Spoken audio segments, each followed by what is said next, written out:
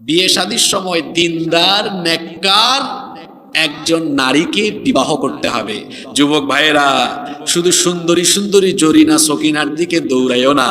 যার মধ্যে দিনদারিতা নাই সেই সকল নারীকে বিয়ে করলে পরে পরিবারটা সুন্দর হয় না, বরং যন্ত্রণার সাগরে পরিবার ডুবে যায়। এই জন্য এখানে যত পিতা মাতা আছেন, মহিলা প্যান্ডেল থেকেও যত মায়েরা আলোচনা শুনছেন, সকলকে আমি বলবো, বিয়ে শাদীর ক্ষেত্রে ছেলে মেয়েকে যখন বিবাহ দিবেন, তখন ধন সম্পদ বংশ মর্যাদা এগুলোর চাইতে দিনদারিতাকে সব চাইতে বেশি প্রায়োরিটি দিবেন। কারণ বুখারী এবং মুসলিম শরীফে হাদিস এসেছে, সবচাইতে বেশি সংখ্যক হাদিস যে সাহাবী বর্ণনা করেছেন, সাইয়্যিদুল মুহাদ্দিসিন আবু হুরায়রা রাদিয়াল্লাহু আনহু এই হাদিসটি বর্ণনা করেছেন। তিনি বলেছেন, আল্লাহর নবী বলেছেন, তুনকাহুল মারআতু লিআরবা, চারটি বিষয়ের প্রতি লক্ষ্য রেখে নারীদেরকে বিবাহ করা হয়। এক নাম্বার হলো লিমালিহা, মেয়ের বাপের ধন দৌলত। দুই নাম্বার হলো ওয়ালি হাসবিহা, তার বংশমর্যাদা। তিন নাম্বার হলো ওয়ালি জামালিহা, তার রূপ সৌন্দর্য। চার নাম্বার হলো ওয়ালি দীনিহা, তার দিনদারিতা। জোরে বলেন তো কয়টা বিষয়? আচ্ছা বলেন তো, বিয়ের ক্ষেত্রে এই চারটা জিনিস দেখা হয় কি হয় না? এক হলো সম্পদ, দুই হলো বংশমর্যাদা, তিন হলো সৌন্দর্য, চার হলো দিনদারিতা। আল্লাহর নবী বলেছেন, ফাযফার বিদাতিদ দীনি তারিবাত ইয়াদাক, এই চারটা বিষয়ের মধ্যে দিনদারিতাকে সবার উপরে প্রাধান্য দাও। কারণ একটা মেয়ে যতই সুন্দরী আর রূপসী হোক না কেন, বংশমর্যাদা যতই উন্নত থাকুক না কেন, তার বাবার ধন সম্পদ যতই বেশি থাকুক না কেন, এই মেয়েটার ভেতরে যদি 5 ওয়াক্ত নামাজের আমল, তার মধ্যে যদি পর্দার অভ্যাস, নামাজের অভ্যাস, দিন মেনে চলার অভ্যাস না থাকে, এই রকম বেদিন মেয়েকে বিয়ে করে সংসার আরম্ভ করলে পরে সংসার জাহান্নামের রঙে, জাহান্নামে একেবারে পরিণত হয়ে যাবে। আর যদি মেয়েটা দেখতে সুন্দর কম হয়, গরিব ঘরেরও হয়, টাকা পয়সা তার বাবার যদি বেশি নাও থাকে, বংশমর্যাদাও যদি ভালো না হয়, কিন্তু মেয়েটার মধ্যে যদি দিনদারিতা থাকে, সে যদি 5 ওয়াক্তের নামাজি হয়, পর্দা মেনে চলার অভ্যাস তার মধ্যে থাকে, আজান হলেই নামাজে দাঁড়িয়ে যাওয়ার খাসলত থাকে, ঘর থেকে বের হলে পর্দা করে বের হয়, দিন মানে এই রকম দিনদার নেককার মেয়েকে বিয়ে করে সংসার আরম্ভ করলে দেখা যাবে গোটা ঘরটা জান্নাতের রঙে রঙিন হয়ে যাবে।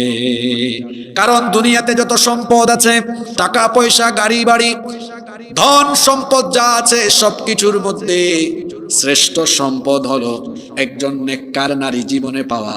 এটা হলো দুনিয়ার জীবনের সবচেয়ে শ্রেষ্ঠ সম্পদ।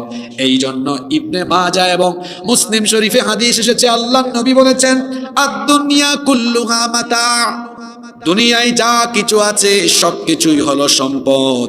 ওয়া খায়রু মাতা'আদ দুনিয়া আল মারআতুস সালিহা, দুনিয়ার সকল সম্পদের মধ্যে নেককার নারী হচ্ছে সর্বশ্রেষ্ঠ সম্পদ। নেককার নারী হলো দুনিয়ার শ্রেষ্ঠ সম্পদ। এটা বিবাহিতরা টের পাবে। আপনার বাড়ি আছে, গাড়ি আছে, বিঘা বিঘা জায়গা আছে, বিশাল আম বাগান আছে, অনেক সম্পদ আছে, কিন্তু ঘরের ভেতরের বউ এটা ইন্ডিয়ান সিরিয়াল ছাড়া কিচ্ছু বুঝে না, 1 ওয়াক্ত নামাজও পড়ে না, ঘর থেকে বের হওয়ার সময় কোরা লিপস্টিক ঠোঁটে দিয়ে বের হয়, পর পুরুষের সাথে কথা বলে, দিন একটুও মেনে চলে না, গাড়ি বাড়ি, বিঘা বিঘা জায়গা জমি, আম বাগান সব থাকলেও বউ যদি দিন মেনে না চলে, এই স্বামী জীবনেও 1 ফোঁটা শান্তি পাবে না। টাকা পয়সা কম, ভ্যান চালায়া খায়, মাঠে ঘাটে পরিশ্রম করে খায়, টাকা বেশি নাই, বাড়ি একটা কোন রকম আছে, কোন রকমে চলে, কিন্তু সারাদিন পরিশ্রম করে বাড়ি গেলে দেখে বউ গামছা নিয়ে দাঁড়ায় আছে, ওগো তাড়াতাড়ি গোসল করো গো, সব রেডি করে রেখেছে। ওদিকে গোসল করে বের হয়ে দেখে টাটকা খাবারও রেডি, খাবারগুলো বেড়ে দিচ্ছে, আবার মাঝে মাঝে আদর করে মুখে তুলেও খাওয়ায় দেয়। ফজরের নামাজের সময় এসে ফিস ফিস করে ডাকে, ওগো শুনছো, খুব ঠান্ডা, আমি গরম পানি করেছি, ওঠো আমি পানি ঢেলে দেই, তুমি ওযু করো।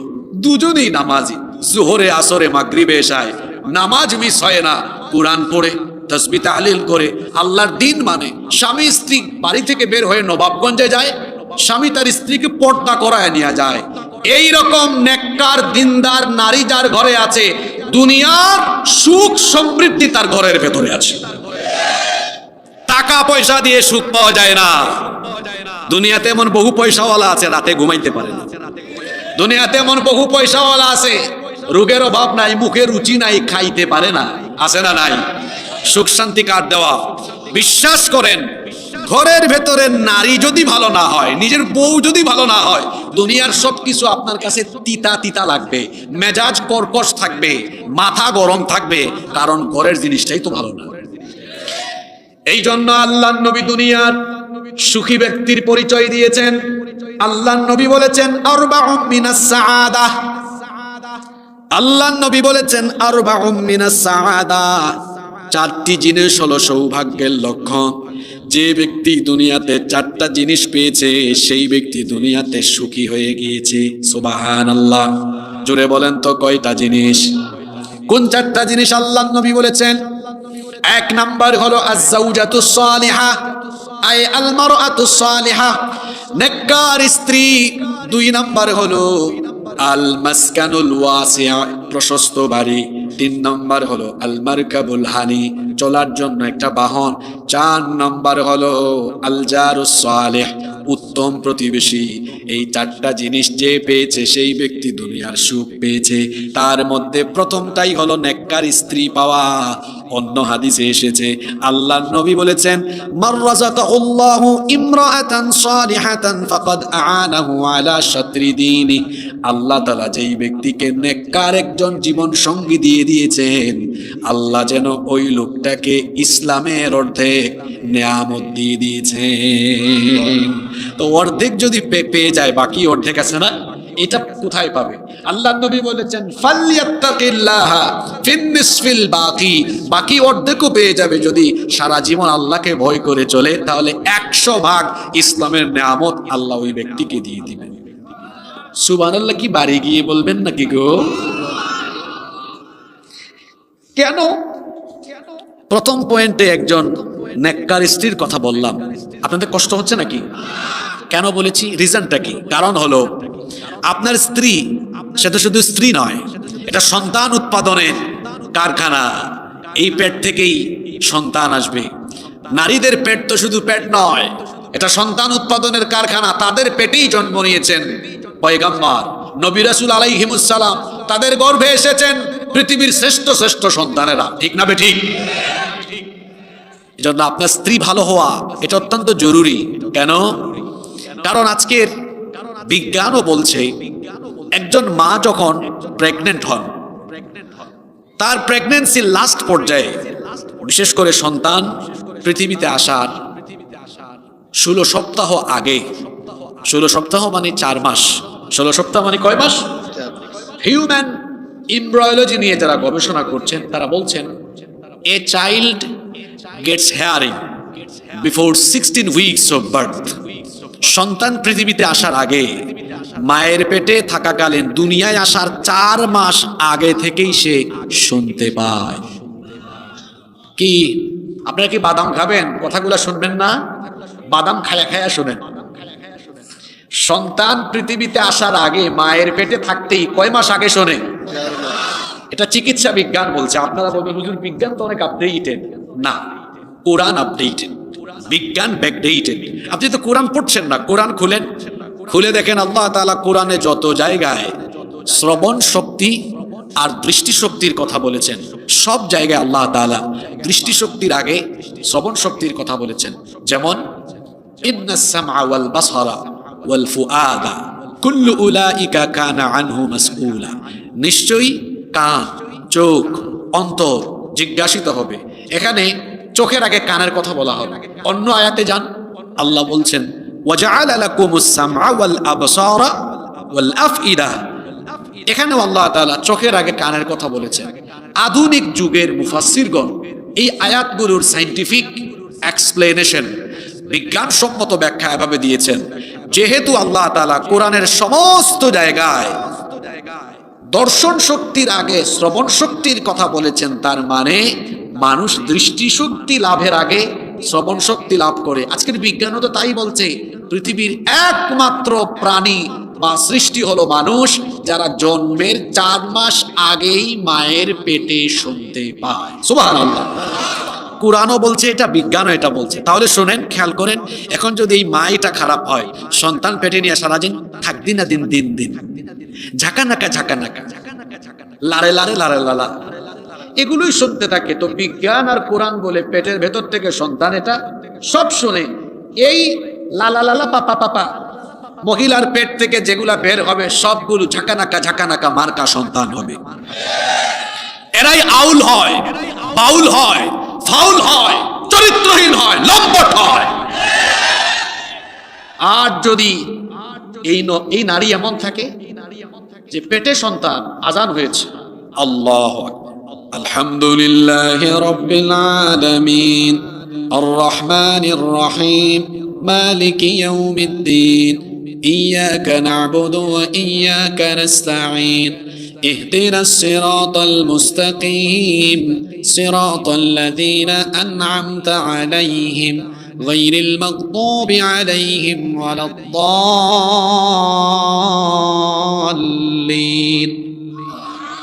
সন্তান পেটের ভেতর থেকে এটা শুনছে। এই মহিলা প্রতিদিন ফজরের পরে কুরআন তিলাওয়াত করে, তাসবিহ তাহলিল করে।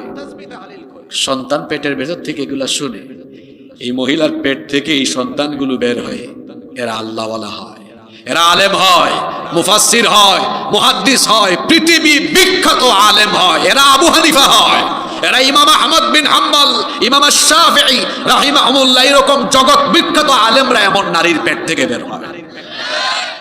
তাহলে বলেন তো, আদর্শ সন্তানের জন্য আগে আদর্শ কি দরকার? এত আস্তে বললেন কেন? আদর্শ কি দরকার? মা দরকার। কারণ মা হলো সন্তানের শ্রেষ্ঠ বিশ্ববিদ্যালয়। এজন্য এখানে যত আব্বা জানরা আছেন, মহিলা প্যান্ডেলে যত আম্মা জানরা আছেন, ছেলে মেয়ে বিয়ে দেওয়ার সময় আগে দিনদারিতা দেখবেন। আপনাদের খাসলত কেমন জানেন? যখন মেয়ের প্রস্তাব এসেছে, জিজ্ঞেস করে, বাবা কত বিঘা জমি আছে গো? বাড়ির অবস্থা কেমন? কত টাকা ইনকাম করেন? কি যুবকেরা আছে না ঘুমায় গেছে? বিয়ে করে না এরকম মিসকিনরা এখানে আসে না? তোমাদেরকে একটা জিনিস শিখাই দিয়ে যাই, ওই চাচা যদি বলে ইনকাম কত, বাড়ি গাড়ি আছে কিনা, জিজ্ঞেস করবা, চাচা কিছু মনে করেন না, আমার বয়সে আপনার কয়টা বাড়ি আর আপনার কয়টা গাড়ি ছিল? জায়গায় ধরা খাবে। আশ্চর্য কথা, 22, 23, 24, 25 বছরের ছেলের গাড়ি হবে কেমনে, বাড়ি হবে কেমনে? অত মাত্র পড়াশোনা শেষ করেছে, অথবা এখন সে ব্যবসায় হাত দিবে। এগুলো হইতে অন্তত 35-36 বছর সময় লাগার কথা। 25-26-এ যার কাছে বাড়ি গাড়ি আছে, ওটা তার না, ওটা ফুটানি করে তার বাপের কাছ থেকে পায়া। যে বাপ দাদার পরিচয়ে চলে সে গাধা, আর যে নিজের পরিচয়ে চলে সে হলো শাহজাদা।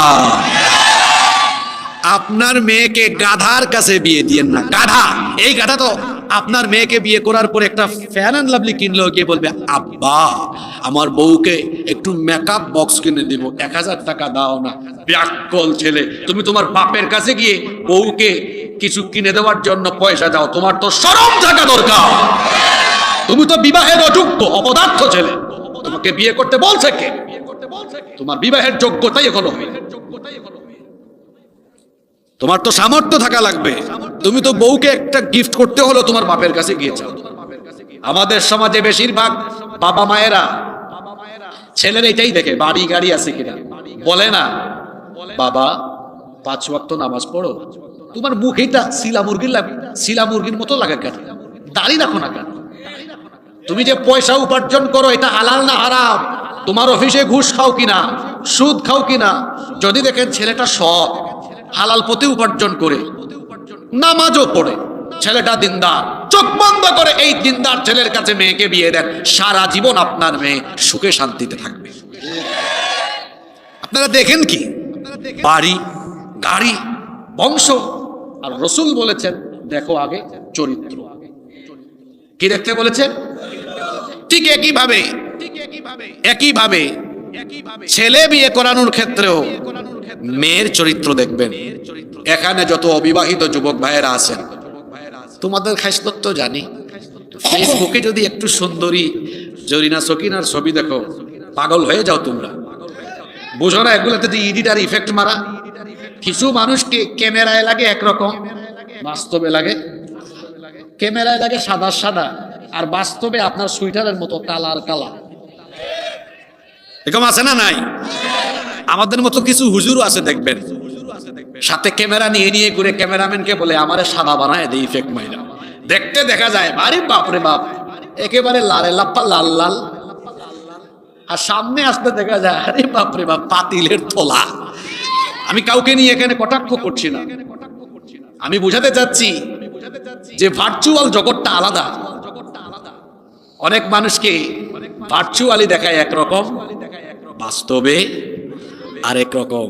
আমি যুবকদেরকে বলবো, ভার্চুয়াল জামানার এই ফিতনায় পড়ে নিজের চরিত্র নষ্ট করে দিও না। বিবাহের সময় আসলে বাবা মাকে বলো, আব্বা আম্মা একটা দিনদার মেয়ে দেখেন আমার জন্য, আমি দিনদার মেয়ে চাই, কারণ দিনদার মেয়েকে বিয়ে করে আমি আমার দাম্পত্য জীবনকে পবিত্রভাবে শুরু করতে চাই। এজন্য আবি ইত্যা যারা আছো মিসকিন, সৌন্দর্য দেখবা না চরিত্র দেখবা? জোরে বলতে হবে। আর গার্লফ্রেন্ড বানায় থাকলে ব্লক লিস্টে ফেলাও। এখন আবার কিছু টিকটক হুজুর বেরোইছে, হ্যাঁ টিকটক হুজুর বেরোইছে, মাহফিলে উঠে চেয়ারে বসে ছেঁকা খাওয়া শিখায়। ছেঁকা খাইলে কেমনে আবার আরেকটা ধরবে শেখায়। আমি ওই বক্তাদের দোষ দেই না, আমার দেশের শ্রোতা যেমন বক্তা তেমন। আমি বক্তাকে দোষ দিব না, এর এখানে বসাইছে কে? আপনি বসিয়েছেন। এটা খুব যোগ্যতা সম্পন্ন চেয়ার, এখানে বসলে কুরআন হাদিস থেকে বাস্তবিক কথা বলতে হবে। এরকম আউল ফাউলকে এরকম চেয়ারে বসিয়েছে আমার দেশের কিছু অপদার্থ শ্রোতা, অপদার্থ অযোগ্য কমিটি যারা, এরাই এই কাজগুলো করে। 26 ইঞ্চি বক্তা, এটাই তার যোগ্যতা। আমার দেশে অনেক বক্তা আছে যাদের তেলাওয়াত পর্যন্ত সহি না, আছে না নাই? 1 ঘন্টা বক্তব্য রাখে 10টা আয়াত বলতে পারে না। তোরে মানুষের সামনে বক্তৃতা করতে কে বলেছে? আগে গিয়ে কুরআন হাদিস পড়ে, পড়ালেখা করে, তারপরে এই চেয়ারে এসে মানুষের সামনে কথা বলো। সম্মানিত উপস্থিতি, তাহলে আদর্শ সন্তানের জন্য আগে কি লাগবে? আদর্শ। আপনারা কষ্ট পাচ্ছেন? 2, সন্তানকে আদর্শভাবে গড়ে তোলার জন্য সন্তান যখন আল্লাহ দিয়ে দিবেন তখন প্রাণ ভরে মন উজাড় করে শুকরিয়া আদায় করতে হবে যার। জোরে বলেন তো তিনি কে? সন্তান পেয়ে গেলেন। অনেকে আছে সন্তান পাওয়ার পরে ফেসবুকে স্ট্যাটাস দেয়, ওয়াও আমার তো ছেলে হইছে। বলছে কি? ওয়াও। কি বলছে? এখানে কি ওয়াও বলবে না আলহামদুলিল্লাহ পড়বে? ওয়েস্টার্ন কালচার আমাদেরকে গ্রাস করে ফেলেছে। দেখেন না, সালাম দেয় না, হাই ইনশাআল্লাহ বলে না। আর চাপাইয়ে তো শিন এর মাখরাজ উঠে গেছে, ইনশাআল্লাহ। খুব সুন্দর আপনাদের ভাষা, চাপাইয়ের ভাষা আমার অনেক ভালো লাগে। তো ইনশাআল্লাহ না বলে বলছে কি, ওকে। কক্সবাজার গিয়ে বলতেছে, দোস্ত আরে দেখছো গো কি অ্যামেজিং, ফ্যান্টাস্টিক। এখানে সুন্দর কিছু দেখেছে বলবে সুবহানাল্লাহ, মাশাআল্লাহ। আল্লাহর তরফ থেকে কোনো নিয়ামত পেয়েছে বলবে আলহামদুলিল্লাহ। সন্তান হলো আল্লাহর দেওয়া নিয়ামত। কারণ এমন বহু দম্পতি আছে বিবাহের পরে 5 বছর 10 বছর হয়ে গিয়েছে, বাচ্চা হয় না। বলেন তো এই রকম দম্পতি আছে না নাই? সন্তান যিনি দেওয়ার মালিক, গলার আওয়াজ বড় করে বলেন তিনি কে? রব্বুল আলামিন কুরআনুল কারীমের 42 নম্বর সূরা সূরাতুশ শুরা এর 49 নম্বর আয়াত থেকে বলছেন, লিল্লাহি মুলকুস সামাওয়াতি ওয়াল আরদি ইয়াখলুকু মা ইয়াশা ইয়াহাবু লিমান ইয়াশাউ ইনাথান ওয়া ইয়াহাবু লিমান ইয়াশাউ الذكور أو يزوجهم ذكرانا وإناثا ويجعل من يشاء عقيما إنه عليم قدير। আল্লাহ তাআলা বলছেন আসমান সমূহ এবং জমিনে যা কিছু আছে সব কিছুর মালিকানা কার? তিনি যাকে চান তাকে কন্যা সন্তান দেন, যাকে চান পুত্র সন্তান দেন, যাকে ইচ্ছা ছেলে মেয়ে দুইটাই দেন। আবার আল্লাহর যাকে ইচ্ছা ছেলেও দেন না, মেয়েও দেন না, বন্ধা অবস্থায় রেখে দেন। সন্তান দেওয়ার একমাত্র ইখতিয়ার যার, তিনি কে? এজন্য সন্তান পেলে প্রশংসা করতে হয়। আমাদের জাতির পিতা, জোরে বলেন তো জাতির পিতাকে?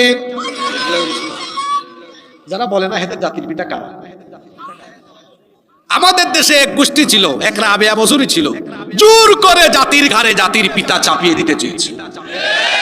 জোর করে জাতির ঘাড়ে জাতির পিতা চাপিয়ে দেওয়া যায় না। জাতির পিতা হচ্ছেন ইব্রাহিম আলাইহিস সালাম। 86 বছর পর্যন্ত তার কোনো সন্তান ছিল না। 86 বছর বয়সে হাজেরার ঘরে আল্লাহ সন্তান দিলেন। তিনি সন্তান পাওয়ার পরে তার মুখ থেকে কোন বাক্যটা বের হলো শুনেন।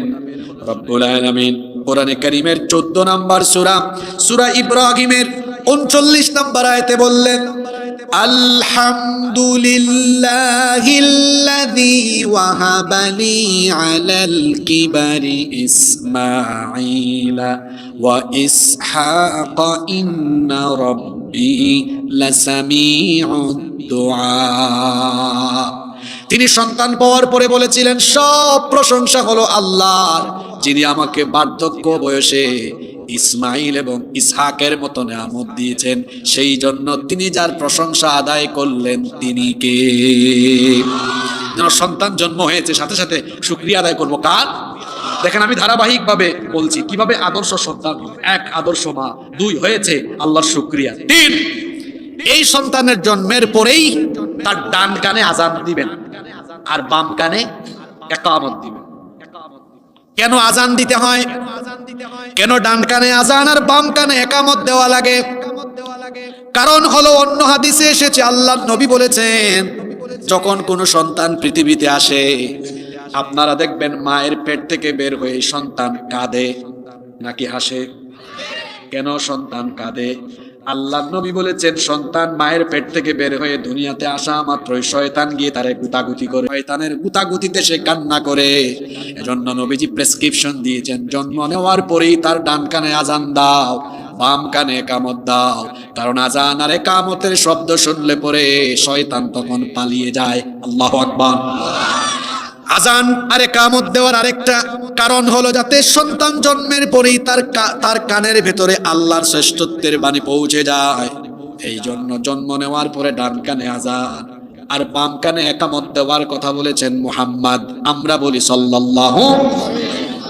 সুনানে আবু দাউদে হাদিস এসেছে, উবাইদুল্লাহ বিন আবি রাফি' তার বাবা থেকে হাদিসটি বর্ণনা করেছেন। তার পিতা বলছেন, রাআইতু রাসূলুল্লাহি, সবাই বলেন সাল্লাল্লাহু আলাইহি ওয়াসাল্লাম, আযানা ফি উদুনিল হাসানি হিনা ওয়ালাদাতহু ফাতিমাতু বিসসালাহ। তিনি বলছেন, আল্লাহর নবীর মেয়ে ফাতেমাতুজ জাহরা রাদিয়াল্লাহু আনহার ঘরে যখন হাসানের জন্ম হলো, আল্লাহর নবী ছোট্ট হাসান, ছোট্ট নাতিকে কুলে নিয়ে তার ডান কানে আযান দিয়েছেন। আগে তো আযান হইতো, এখন আযান দেওয়ার মতো পরিবেশও অনেক জায়গায় থাকে না। কারণ আগে তো সন্তান হইতো বাসা বাড়িতে, আর এখন হয় কোথায়? কথা বলেন না কেন আপনারা? আমার মা এই 10 দিন আগে মারা গেলেন।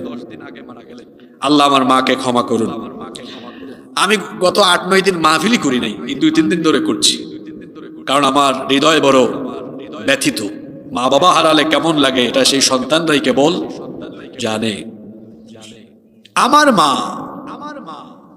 8টা সন্তান জন্ম দিলেন। আমরা 6 ভাই 2 বোন, 1 বোন মারা গেছে।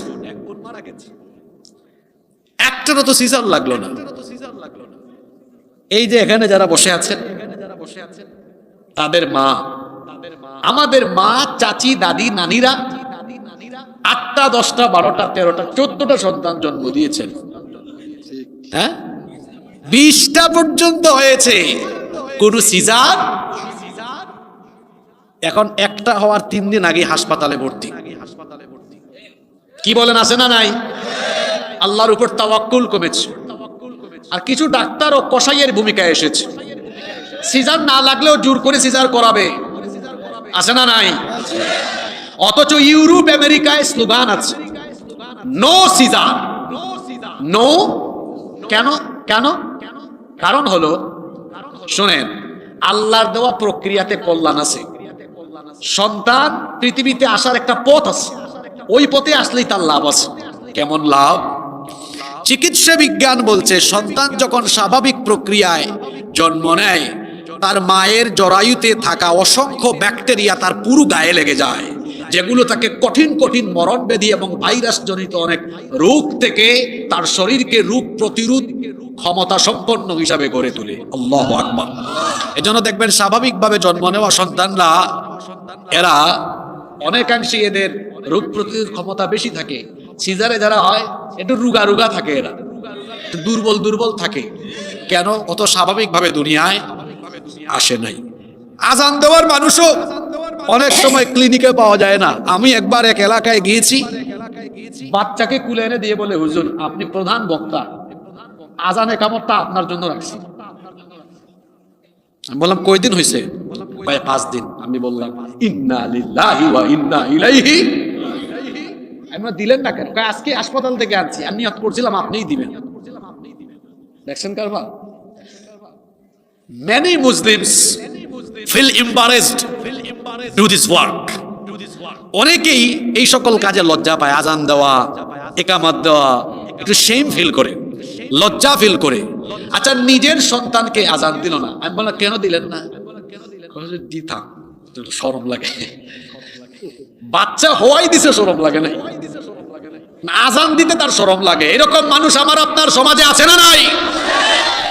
আরে বাচ্চার কানে আজান একামত দেওয়া তো শরমের কাজ নয়, বরং চুরি করা, ডাকাতি করা, লুণ্ঠন করা, চাঁদাবাজি করা, অন্যায় করা, পাপ করা হলো গুনাহের কাজ। এখানে শরম লাগার কথা, ওখানে শরম লাগে না। হুজুর শরম লাগে। অনেকে আছে সব কাজ হুজুর দিয়ে করায়। যেমন তার বাপ মারা গেছে, কয় হুজুর 1000 টাকা হাদিয়া দিলাম, আপনি একটু আমার মা বাবার জন্য কান্দা কান্দা দোয়া করেন। হে কাঁদে না, হুজুর কাঁদায়। আছে না নাই? সারা দুনিয়ার সব হুজুর যদি আপনার মা বাপের জন্য কাঁদে, এটা কবুল হইতেও পারে, নাও হইতে পারে, কিন্তু আপনার পিতামাতার জন্য আপনার চোখের পানি বের হয়ে নাকের ডগায় আসার আগে সারা পৃথিবীর পানি দিয়ে জাহান্নামের আগুন নিভানো যায় না। সন্তানের 2 ফোঁটা চোখের পানিতে পিতামাতার জাহান্নামের আগুন চিরদিনের জন্য নিভে যায়। তো আজান দিতে হয় ডান কানে, একামত দিতে হয় কোন কানে? যাদের সন্তান বিপদে গেছে, মিলাদ এগুলা করছেন কিনা? কষ্ট হচ্ছে নাকি আপনাদের? আপনারা 25-26 মিনিট ধৈর্য ধরে একদম বসে থাকতে পারবেন না ইনশাল্লাহ? নাম্বার 4, 4 নম্বর, তাহনিক করা। এটা তো আমাদের সমাজ থেকে উঠে গেছে এখন। কথাটা কি বললাম? তাহনিক মানে কি? খেজুর বা মধু বা মিষ্টি জাতীয় কোনো জিনিস সন্তানের ঠোঁটের মধ্যে লাগিয়ে দেওয়া। আবু মুসা আল আশআরী রাদিয়াল্লাহু আনহু তিনি বলছেন, আমার ঘরে একটা সন্তান জন্ম হলো, ছেলে জন্ম নিল। ছেলেটাকে কুলে নিয়ে আমি নবীজির দরবারে গেলাম। আল্লাহর নবীজি আমার ছেলেটাকে কুলে নিলেন, তারপরে তার সুন্দর একটা নাম রেখে দিলেন। এরপরে আল্লাহর নবী একটা খেজুর চিবিয়ে হালকা কিছু রস আমার সন্তানের ঠোঁটের মধ্যে লাগিয়ে দিয়ে তার বরকতের জন্য দোয়া করে দিলেন। এটাকে বলে তাহনিক। এটাকে কি বলে? নাম্বার 5 নাম্বার, আদর্শ সন্তান গড়ে তোলার জন্য পিতামাতা 5 নাম্বার যে দায়িত্ব পালন করবেন, এটা বিশেষ করে মায়ের দায়িত্ব। সন্তানকে বুকের দুধ সঠিকভাবে পান করানো। রব্বুল আলামিন কুরআনুল কারীমের 2 নাম্বার সূরা সূরাতুল বাকারা এর 233 নাম্বার আয়াতে বললেন, والوالدات يرضعن أولادهن حولين كاملين لمن أراد أن يتم الرضاعة। নারীদেরকে আল্লাহ দায়িত্ব দিয়েছেন তারা যেন তাদের সন্তানদেরকে কমপক্ষে 2 বছর বুকের দুধ পান করায়। কয় বছর? বিবাহিতরা শুনেন, মহিলা প্যান্ডেলের মা বোনরা শুনেন, আপনারা অনেকে নিজের ফিটনেসের জন্য সন্তানের এই হক থেকে তাকে বঞ্চিত করেন। এরকম অতি আধুনিক মহিলা আমাদের সমাজে আছে না নাই?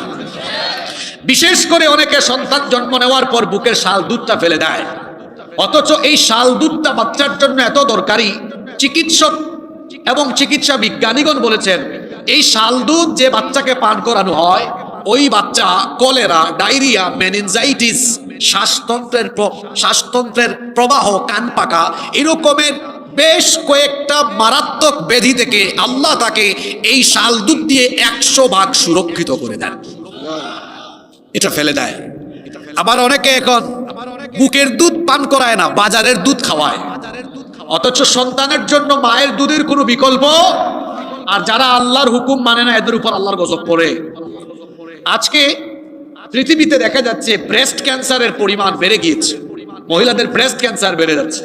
WHO, ওয়ার্ল্ড হেলথ অর্গানাইজেশন, বিশ্ব স্বাস্থ্য সংস্থা বলছে পৃথিবীতে প্রতি বছর 10 লক্ষ নারী এই ব্রেস্ট ক্যান্সারে আক্রান্ত হয়।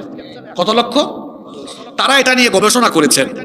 গবেষণা করে তারা বলেছেন সেই সব নারীরাই ব্রেস্ট ক্যান্সারে সবচেয়ে বেশি আক্রান্ত হন যারা তাদের সন্তানদেরকে বুকের দুধ পান করান না। ঠাডা পড়ছে, সন্তানের হক নষ্ট করেছে, আল্লাহর গজব পড়েছে। সুতরাং আমি এই এলাকার প্রত্যেককে বলতে চাই এটা কখনো করবেন না। সন্তান যত বেশি মায়ের বুকের দুধ পান করবে এই সন্তান তত বেশি মেধাবী হবে, তার শারীরিক মানসিক বিকাশ সাধিত হবে। আল্লাহ এই কথাগুলো বুঝার তৌফিক দান করেন। নাম্বার 6 নাম্বার, সন্তানের সুন্দর একটা নাম রাখতে হবে। আমাদের দেশের নামের কারবার দেখছেন, ওই দিন মাহফিলে গিয়ে দেখি সভাপতির নাম আপেল। আপনারা হাসতেছেন, ওই মিডিয়ার ভাইরা বলতে পারবে এরাও আমাদের মতো বহুত জায়গায় মাহফিলে যায়, এরকম আছেন না? কয়েকদিন আগে এই সিরাজগঞ্জে মাহফিল করেছি, সভাপতির নাম ছিল চিনি। তারপর আরেক জায়গায় সভাপতির নাম পাইছি বুলেট। আমি যেগুলা বলতেছি এগুলো আছে না নাই? আরে বুলেট নাম রাখছে, কখন যে রকেট রাখবে আল্লাহ জানে। আরো আশ্চর্যজনক নাম আছে তো বাংলাদেশে, বলবো? ছেলের নাম রাখছে আকাশ। এখানে আবার আকাশ থাকলে সেজন্য রাগ না করে। সাগর, ছেলের নাম কি? ছেলের নাম সাগর, মেয়ের নাম নদী। ছেলে এটা বড় হয়ে হাতের মধ্যে লিখছে সাগরের বুকে নদী। দেখছেন কারবার? ঠিকও কয়, তার মানে তার সাথে কমন পড়ছে হয়তো এটা। কি আশ্চর্য নাম! ছেলের নাম আগুন নয়তো ফাগুন। এই যে আগুন, ফাগুন, বুলেট, রকেট, সাগর, চিনি, বিস্কুট, এইসব নাম আছে না নাই? আর মেয়েদের নাম চুমকি, ঝুমকি, জোনাকি, পিঙ্কি, আছে না নাই? অনেক এলাকায় মেয়েদের নাম আছে বৃষ্টি। এলাকায় আছে নাকি? কি রে, এত মেয়েদের নামের লিস্ট এদের কাছে থাকে কেমনে? বৃষ্টি। আমি বললাম ভাই আপনার মেয়ের নাম বৃষ্টি রাখছেন কেন? কয় হুজুর আমি যে পাবলিক, আমি তো অবস্থা বুঝে ব্যবস্থা নেই। মানে কয় বৃষ্টির সময় হয়েছে, নামও রেখে দিছি বৃষ্টি। আরেকজন তার ছেলের নাম রেখেছে তুফান। বললাম ছেলের নাম তুফান কেন? কয় তুফানের টাইমে হয়েছে। আমি বললাম আপনি যে পাবলিক, অবস্থা বুঝে ব্যবস্থা নেন, তুফানের টাইমে হয়েছে তুফান, বৃষ্টির টাইমে হয়েছে বৃষ্টি। এখন যদি বিদ্যুৎ চমকানোর সময় আরেকটা হয়, নাম কি রাখবেন? নোয়াখালী ভাষায় ঠাড়া পড়ছে। বিদ্যুৎ নাম আছে তো, বিদ্যুৎ নাম আসলে আছে। আপনারা বলেন তো এগুলো কি মুসলমানের সন্তানদের ছেলে মেয়েদের নাম হতে পারে? জোরে বলেন, হতে পারে? নামের সাথে মানুষের কাজের মিল থাকে তো। আল্লাহর নবী বলেছেন তাসুম্মু বিআসমাইল আম্বিয়া, নবীদের নামের সাথে মিলিয়ে নাম রাখো। অন্য হাদিসে এসেছে ইন্না আহাব্বা আসমাইকুম ইলাল্লাহি আব্দুল্লাহ ওয়া আব্দুর রহমান, আল্লাহর কাছে আব্দুল্লাহ আর আব্দুর রহমান এই দুইটা নাম হলো বড় প্রিয়। সুবহানাল্লাহ পড়েন। সন্তানদের সুন্দর সুন্দর নাম কেন রাখতে হবে? কারণ আল্লাহর নবী বলেছেন ইন্নাকুম তুদআউনা ইয়াউমাল কিয়ামাতি বিআসমাইকুম ওয়া আসমাই আবাইকুম, কিয়ামতের দিন তোমাদেরকে তোমাদের নাম ধরে আর তোমাদের বাবার নাম ধরে ধরে ডাকা হবে। ফাআহসিনু আসমাইকুম, সুতরাং সুন্দর সুন্দর নাম রাখো। যদি নামটা অসুন্দর, একটু আগে আপেল চিনি বিস্কুট বলায় আপনারা হাসছেন, কিয়ামতের দিন আল্লাহ ডাকবেন, আপেল আমার বান্দা, আপেল কোথায়, বিস্কুট কোথায়? এভাবে করে হাসরের মাঠেও মানুষ হাসবে। সন্তানের নামে মন রাখিয়েন না, যে শুনলে দুনিয়ায়ও মানুষ হাসবে, আখিরাতেও মানুষ হাসবে। এই রকম সন্তানদের নাম রাখবেন না। ছেলের নাম রাখে বল্টু, মন্টু, এগুলো রাখিয়েন না। বরং নাম রাখার সময় নাম রাখেন মুসা, ইব্রাহিম, ঈসা, ইয়াহইয়া, জাকারিয়া, সাহাবীদের নামের সাথে মিলিয়ে রাখেন। মেয়ে হয়েছে, নাম রেখে দেন আসিয়া, নাম রেখে দেন মারিয়াম, নাম রাখেন আয়েশা, নাম রেখে দেন ফাতিমা।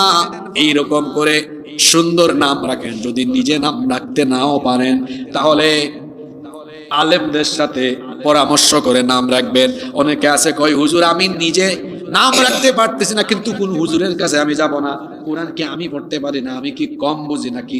কোরআন শরীফ দেখে দেখে তারপরে নাম রেখে দিয়েছে তুকাদ্দিবান।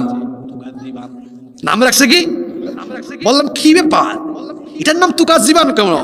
কই হুজুর সূরা রহমান পড়ছি, আল্লাহ দেখছি বারবার খালি তুকাদ্দিবান বলে। নিশ্চয়ই আল্লাহর কাছে এটা প্রিয়, নাম রেখে দিয়েছি কি তুকাদ্দিবান। আপনারা হাসতেছেন, আপনাদেরকে হাসানোর জন্য আমি বলছি না, আপনাদেরকে হাসানোর জন্য বলছি না। ওই দিন আমি এক জায়গায় গিয়েছি, একজনকে বললাম আপনার মেয়ের নাম কি? কয় গাসসা খা। গাসসা এটা রাখছেন কেন? কয় আপনি আলেম মানুষ, আপনি জানেন না সূরা নাবায় আছে?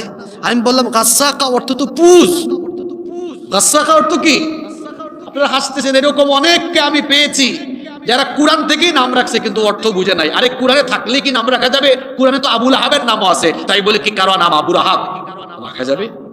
কোরআনে তো ফেরাউনের নামও আছে, আছে না নাই? আলেমদের সাথে পরামর্শ করে রাখতে হবে। পারবেন তো ইনশাআল্লাহ? নাম্বার 7, 7 নাম্বার, সন্তান জন্মের 7ম দিনে, 7 নাম্বার দিনে মাথা হলক করবেন। হলক, হলক মানে বুঝেন আপনারা? আপনাদের এলাকায় আপনারা এটাকে কি বলেন? নেড়া না?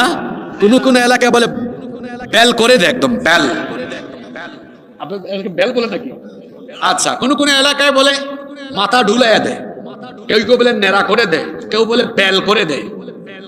আচ্ছা, 7ম দিনে শুনেন শুনেন, এটা কিন্তু আমাদের দেশে এই আমলটা নাই।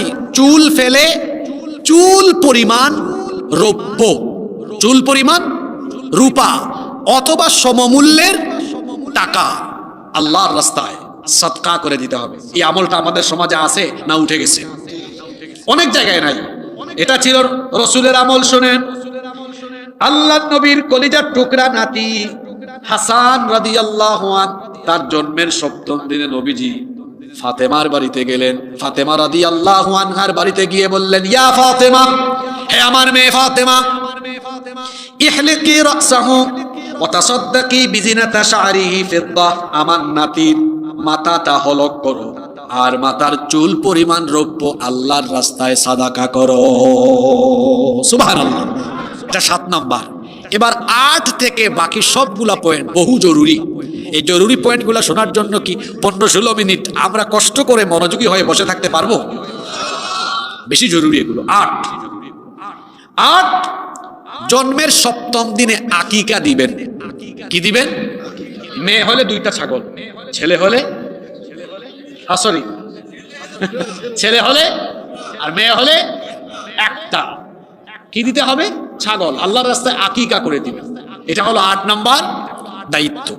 9 নাম্বার, ছেলে যখন উপযুক্ত বয়সে পৌঁছে যাবে, খিতান, খতনা করতে হবে। কোন কোন এলাকায় এটাকে মুসলমানি বলে। আপনাদের এলাকায় কি বলে? এটা হলো আমাদের জাতির পিতা ইব্রাহিম আলাইহিস সালামের আরেকটা সুন্নাহ, যেটা আমরা অনুসরণ করি। ইব্রাহিম আলাইহিস সালামের বয়স যখন 80 বছর, বুখারীতে এসেছে, ইখতাতানা ইব্রাহিম আলাইহিস সালাম ওয়া হুয়া ইবনু 80 সানা। তার বয়স যখন 80 বছর ছিল, আল্লাহ আরেকটা পরীক্ষা নিয়েছেন। আল্লাহ বলেছেন তুমি খাতনা করো। সেই সময় তিনি কোনো ডাক্তারের কাছেও যান নাই। একটা কুঠার হাতে নিয়ে লজ্জাস্থানের সামনের অংশ নিজেই কর্তন করে নিজের খতনা নিজে করেছে। আল্লাহু আকবার। এজন্য আল্লাহর নবী বলেছেন, আল ফিতরাতু খামসুন আও খামসুম মিনাল ফিতরা, এই পাঁচটা জিনিস সব নবীদের ফিতরত। এক নাম্বার হচ্ছে আল খিতান, খতনা করা। দুই নাম্বার হচ্ছে ওয়াল ইস্তেহদাদ, নাভির নিচে লোম কাটা, মুখ ছোট করা। এরপরে হলো নখ খাটো করা, এগুলো হচ্ছে। এরপরে দাড়ি লম্বা করা, মুখ ছোট করা, এগুলো হচ্ছে সব নবীদের সুন্নাহ। নাভির নিচে এবং বগলের লোম কর্তন করা, এগুলো নবীদের সুন্নাহ। যেই সকল ফিতরতগুলো সব নবীদের ছিল, তার মধ্যে একটা হলো খিতান বা খতনা করা। এজন্য আপনার ছেলে যদি হয় উপযুক্ত বয়সে গেলে খতনা দিতে হবে। এটা আমাদেরকে শিখিয়েছেন মুহাম্মদ সাল্লাল্লাহু আলাইহি ওয়াসাল্লাম। নাম্বার 10 এবার শুরু হয়ে গেছে জরুরি জরুরি দায়িত্ব, যেটা আপনারা অনেকেই পালন করেন না। বাকি 10টা পয়েন্ট বড় জরুরি। 10, সন্তানের এবার শিক্ষা জীবন শুরু হবে। সেটা কিভাবে? সর্বপ্রথম তার শিক্ষাটা শুরু হবে কোরআন দিয়ে, হাদিস দিয়ে, ইসলাম দিয়ে। আপনার সন্তানকে সুশিক্ষা দিবেন, সেটা শুরু করবেন কি দিয়ে? আল্লাহর কিতাব দিয়ে। ওয়া কখ এবিসিডি শিখবে পরে, আলিফ বা তা থা শিখবে সবার। আমরা কি করছি? আমাদের সন্তানদেরকে অনেক শিক্ষা দীক্ষা দিয়ে আমরা অনেক বড় শিক্ষিত বানাচ্ছি। পরে দেখা যায় এর মধ্যে আদব নাই, আখলাক নাই, তার মধ্যে চরিত্র নাই। কেন এই অবস্থা কেন হলো? আমার দেশে কলেজ বিশ্ববিদ্যালয়ে পড়ে এমন বহু ছেলেরা টিচারদের সাথে বেয়াদবি করে, এমনকি শিক্ষকদের কলার ধরে বেয়াদবি করে। বলেন আমার দেশে আছে না? আমার দেশের মাদ্রাসায় কি এটা আছে?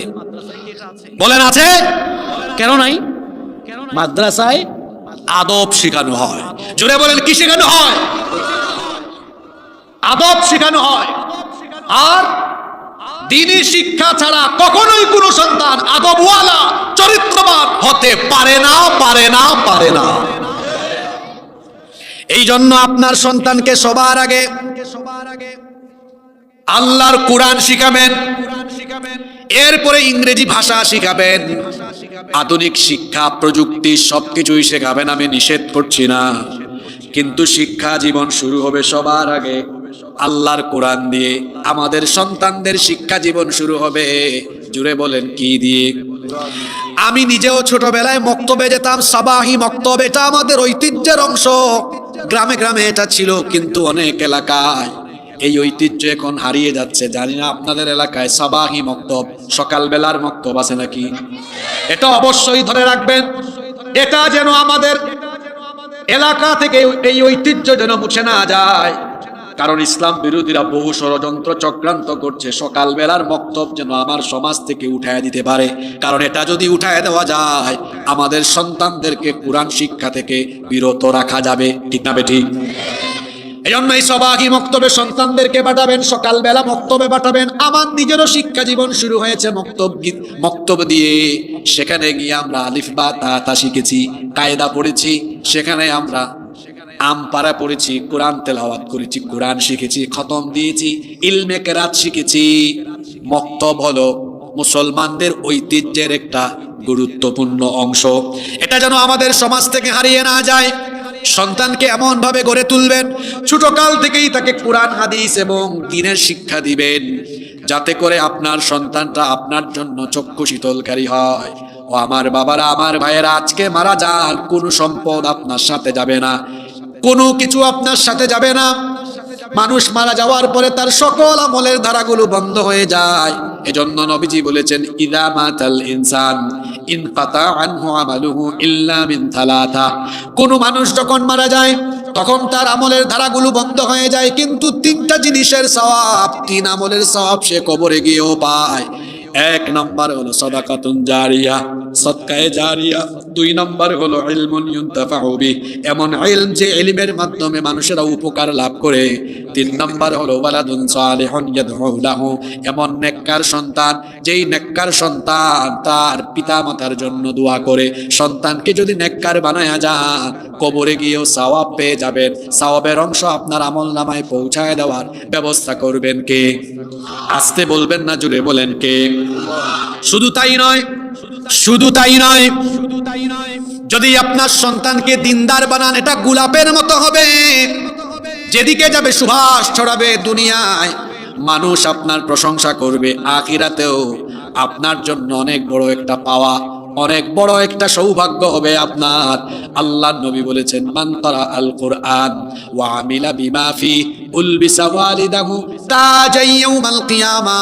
যে ব্যক্তি কুরআন পড়ে কুরআন অনুযায়ী আমল করবে, তার পিতা মাতাকে কিয়ামতের দিন তাদের মাথার মধ্যে নূরের মুকুট যিনি পরিধান করাবেন তিনি কে? হ্যাঁ, লোকমা দিব। আচ্ছা, এই যে 2-3 জন বাবা উঠছেন, আমি বাকিদেরকে বলবো, আচ্ছা বলেন তো, আমরা যখন খাবার খাই, খাবারের প্রথম অংশটা বেশি টেস্ট লাগে, অংশটা ভালো লাগে বেশি? জোরে বলেন। তো আমরা 1 ঘন্টার উপরে বসতে পারলাম, আমরা কি আর 12-13 মিনিট বসতে পারবো না? জোরে বলেন, পারবো কিনা?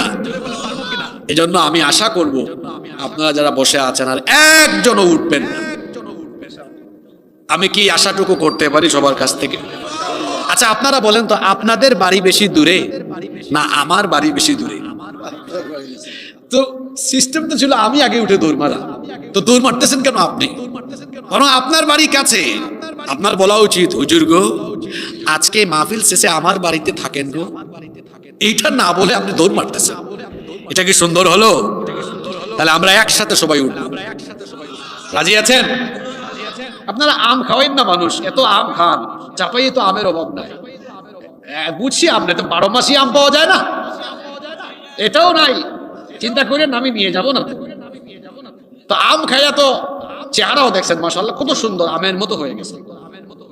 আমরা সবাই নীরবে বসবো ইনশাআল্লাহ। দেখেন, সন্তানকে দিন শিখাবেন, সবার আগে কি শিখাবেন?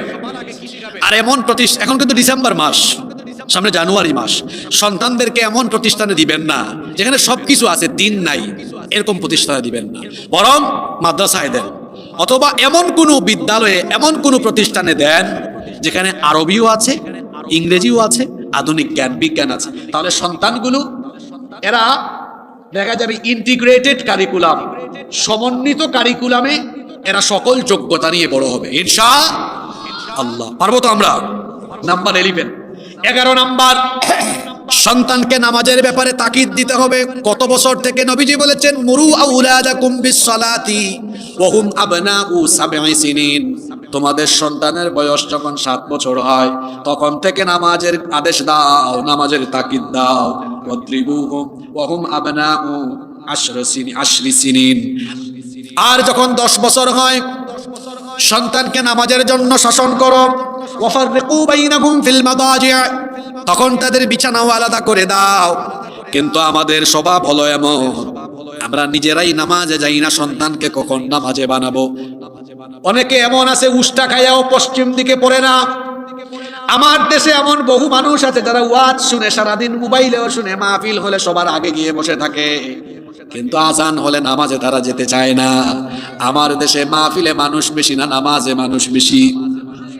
রাগ কইলেন না আপনারা, এখানে তো প্যান্ডেল ভরে গেল, কিন্তু এখানেও আল্লাহর বহু কুতুব আসছে যারা ওয়াজ শুনতে এসেছে, কিন্তু এশার নামাজটা কাজা করে দিয়ে এসেছে। আবার ঠিকও বলছে কেমন ভদ্র মানুষ।